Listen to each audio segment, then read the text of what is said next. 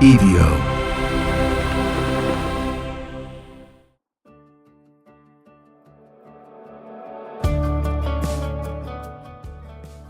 Everybody, and welcome to Finding Me. I'm Josh Wolf. This is the podcast. I always struggle figuring out exactly how I want to say this. This is the podcast slash journal entry where I hold myself accountable to be the person I want to be and try to find the most authentic version of me. You can hear that I'm still a little sick. First, I want to say, again, how grateful I am to be here doing this, how much I know it's helping me.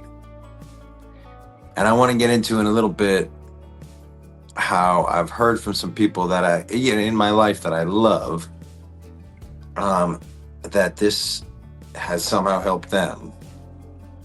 And that it makes it so worth it for me, extra worth it, But you can hear I still have, I did go talk to my doctor. I didn't go, but I texted him.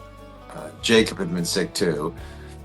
He got diagnosed with bronchitis, but he had like fever and stuff spiking. And I had like a day of it.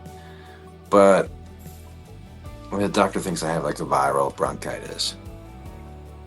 So I just gotta ride it out, In the meantime, I think my voice sounds pretty damn sexy. Going almost full white beard for you tonight.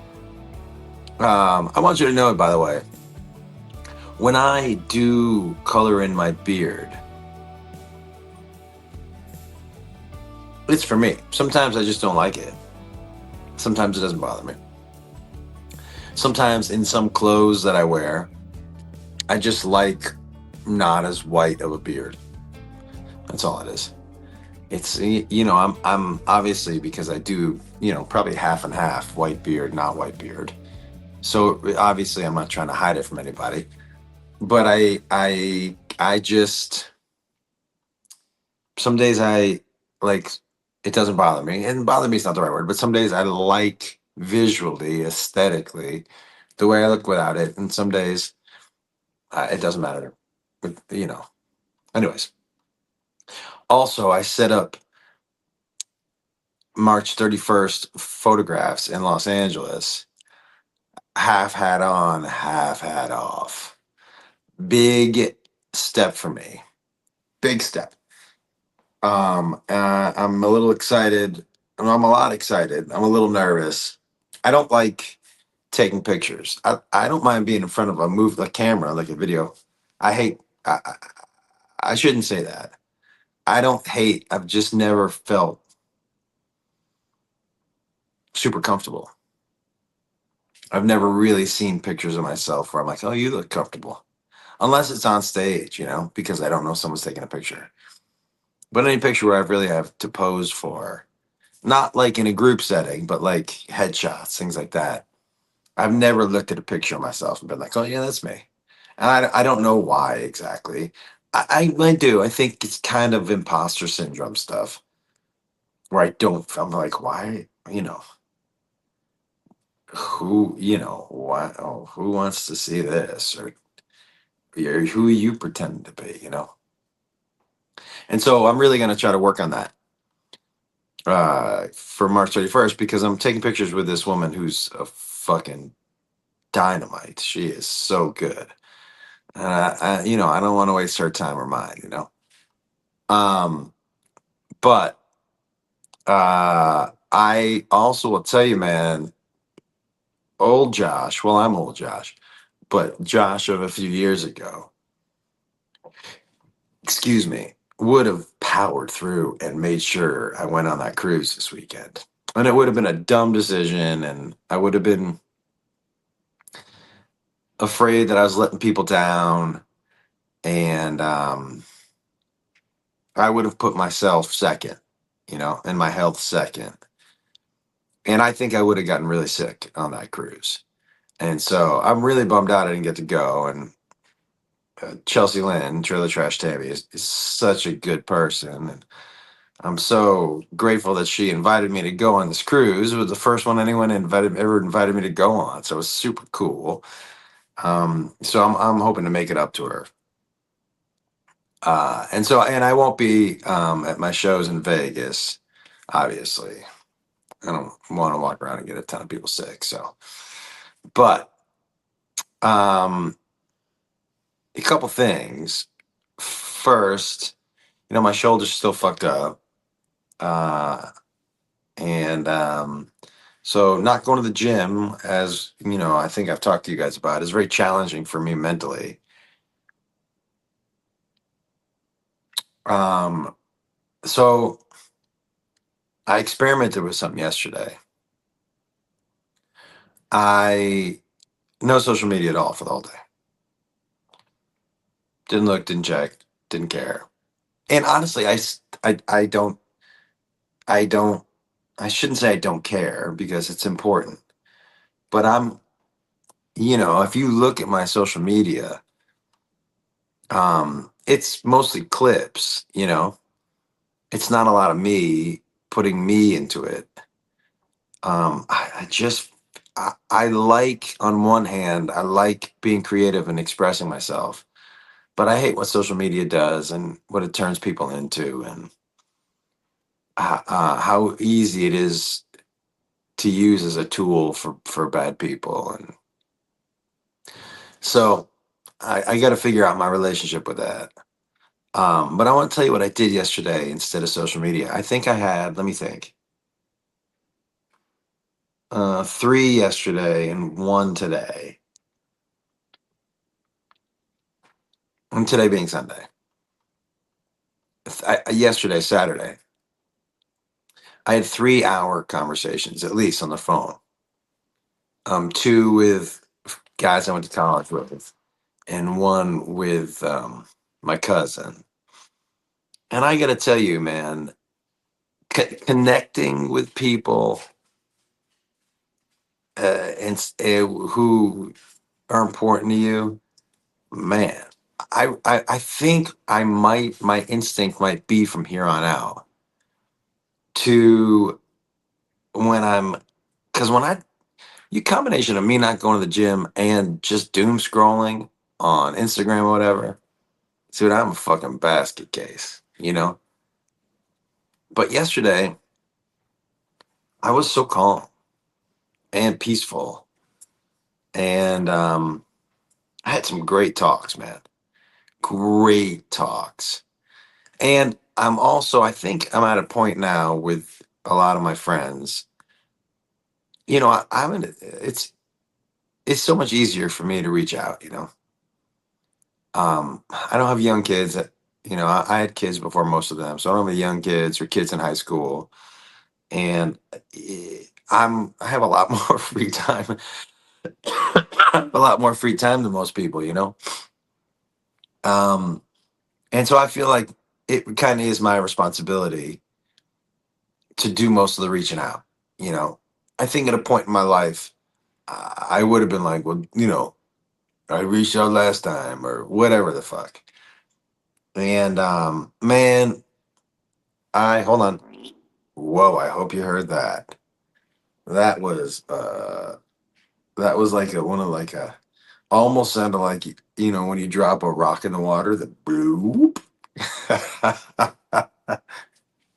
Bloop. I didn't put the first of all, farts are funny. And you can call me juvenile all you want. I don't care. Farts are funny. You know it, and I have to also tell you, I love if you're in an elevator with me and you smell a fart, it's me. I'll save it up if I know I'm getting on the elevator. Oh, dude, it's such a crazy game of Clue. Everyone's looking around at each other. But it was Josh in the elevator with his butthole. For sure.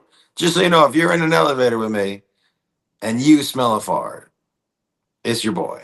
But I love people looking around and just kind of, and some people, look, you know, and they make sure they give a big look so that everybody else on the elevator doesn't think it's them. But I think the bigger look you give, the more guilty you look. You know what I mean? You just got to give like on an airplane. By the way, if you smell a fart on an airplane and I'm on the airplane, that's also me. I like bothering people. I'm the youngest of four boys. If you know any youngest siblings in a big family, we're expert level bothering people. We grew up not being able to beat anyone up.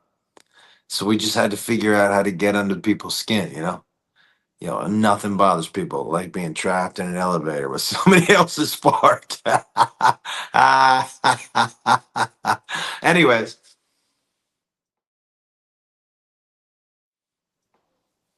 these conversations I have with my friends, man.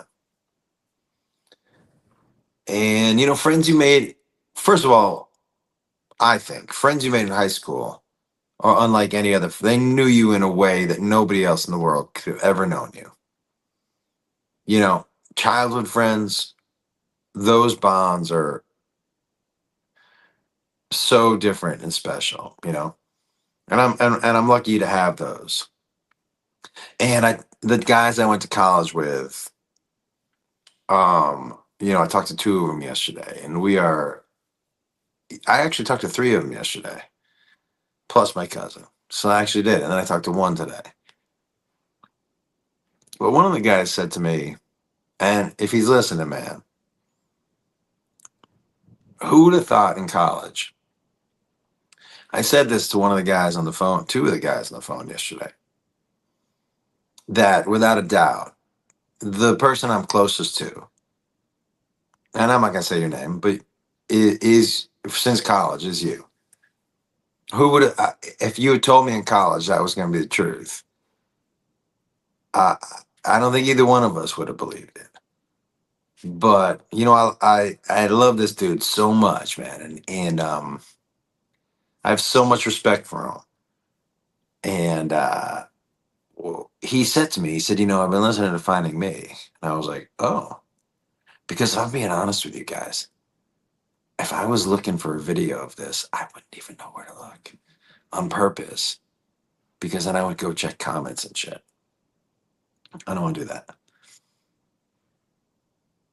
But he said to me, on Finding Me, you said something about betting on yourself. And he's been in this job for a while. And I guess he's wanted to try something new, but always been a little nervous about it. And, when I was talking about, you just gotta bet on yourself. He said that really affected me. Um, that really hit home. And it's so cool, to think that I make a difference in this guy's life. It was very humbling. But to think that, anything that I could say or do or even talk about on stage or whatever makes a difference in other people's lives in a positive way is like so humbling. And at this point, so much better than anything else, you know? Um, and then I had an hour talk with my cousin. And the other two conversations with my other two friends equally is awesome. And that hour talk with my cousin, who's one of the most special dudes in the entire world. Just a great,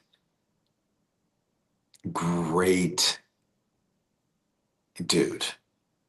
But we laughed and talked about art and creativity for like an hour. And I actually opened the computer and started writing today. He's a pretty inspirational guy to me. In as far as art and how passionate he is and his views on it. And he and I are very similar in that neither one of us have ever been great at pointing the arrow at one target. I strongly believe if I was good at pointing the arrow at one target and just being like, dude, I am going to focus in on this, just stand-up comedy or just writing or just, whatever. Things would be different, but I wouldn't be as happy. I've always bounced around a little bit. And he's the same way. And like, as I get older, I understand that that is my version of success, is still being happy what I'm doing, still loving what I'm doing. I'm not hurting by any stretch of the imagination, right? We're doing fine. And career, I've done more things in my career that I could have ever dreamed about. Holy shitballs. When I was a kid, I wanted to have a late night talk show called The Josh Wolf Show. I did. Now, it was only on for 6 weeks. But if you count the amount of people in the history of TV that have had their own late night talk show, it's not that many. So, I would have never dreamed that I would be a New York Times best-selling author. What the fuck? I would never dreamed that I would be making a living as a stand-up for like 20 years just doing it. Like, these are just mind-blowing to me. And but having a modicum of success in a lot of different things that I love to do, that is that's that's success to me. This whole readjustment of attitude. And I have to tell you, a lot of it is this podcast. My cousin did ask me, he said, would you get the same thing out of looking into the mirror and doing it? Because I told him, I go, well, look, something about looking at myself. And I said, I just don't think I would do it. The accountability part is knowing that I got to post this, that Brandon is expecting it, and my part of the bargain is to do it. So that I would probably get the same thing out of it, although I would feel weirder doing it that way, to be honest with you. I don't know why, because I'm talking to myself, but I also am talking to you, or maybe there's nobody listening. It doesn't matter, right? Because if I think somebody's listening, I don't know. I did think about that though. But all right, I'm already over. I just want to remind everybody to, like my buddy said, bet on yourself. Nobody's ever gonna want something for you as much as you do. And nobody's ever gonna try as hard for something that you want as much as you are. And so you get one ride on this rock. I'm not saying quit your job and at 55 and go try to be a rock star. But you could go to an open mic and grab your guitar and play. Do you know what I mean? These are still things that you can do to help you feel like fulfilled and feel like you've done the things that you want to do in your life, and just remember, you are enough, man. There's only one of you. One of you, one of you, one of you, one of you. And this is Finding Me. And I'm Josh Wolf. We'll talk to you tomorrow, everybody.